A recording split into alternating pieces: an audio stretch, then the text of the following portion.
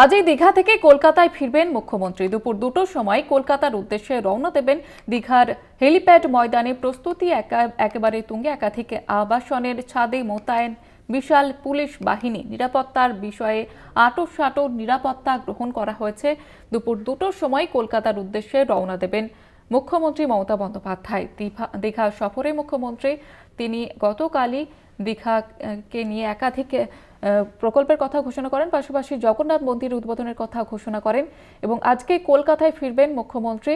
দুপুর 2টোর সময় ফেরার কথা রয়েছে এবং যে কারণে আঁটো নিরাপত্তা ব্যবস্থা প্রশাসনের তরফ থেকে সেই বিষয়ে নজর দেওয়া হয়েছে।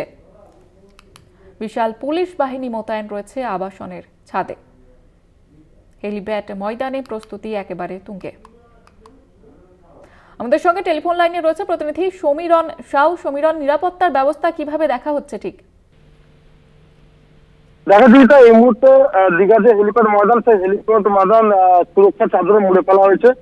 কার্যত সিএম অল্প কিছুক্ষণ পরেই তিনি বেরোবেন এবং তিনি দীঘার এই হেলিপ্যাড ময়দান থেকে তিনি কলকাতার উদ্দেশ্যে রওনা দেবেন, যে কারণে এখানে নিরাপত্তার চাদরে গোটা এলাকা মুড়ে ফেলা হয়েছে। পাশাপাশি যে সমস্ত হোটেলের বিল্ডিং রয়েছে এবং হোটেল রয়েছে, তাদের যে ছাদ, সেই ছাদে পুলিশের যে আধিকারিকরা আছে এবং কর্তব্যরত পুলিশ অফিসাররা সেখানে মোতায়েন রয়েছে এবং ড্রোনের দ্বারাও কোথাও দেখা যাচ্ছে ড্রোনের দ্বারাও নজরদারি চালানো হচ্ছে।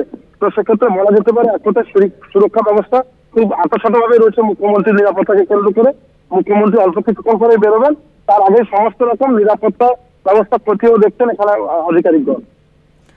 ধন্যবাদ জানাবো সমীরণ। আমাদের সঙ্গে টেলিফোন লাইনে ছিলেন প্রতিনিধি সমীরণ সাউ।